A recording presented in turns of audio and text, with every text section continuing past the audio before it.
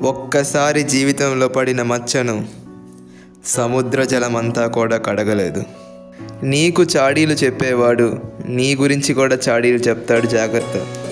కాలు జారితే వెనక్కి తీసుకోవచ్చు, కానీ నోరు జారితే వెనక్కి తీసుకోలేము. మూర్ఖుని చిరునవ్వు కన్నా నా మిత్రుని కోపమే మిన్న. దహించే అగ్ని కన్నా మనసుకు తగిలిన మాటే ఎక్కువ దహిస్తుంది.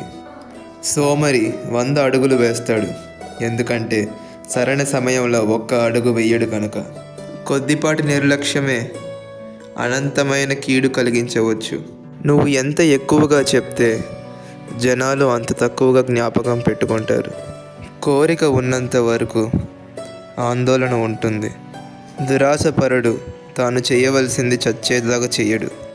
మనసును జయించడం అనేది అన్ని విజయాల్లో కల్లా అతి గొప్ప విజయం. ఇష్టపూర్తిగా చేసే పనులన్నీ తేలికగా ఉంటాయి. ఒక తెలివైన కొడుకు సంతోషకరమైన తండ్రి అవుతాడు.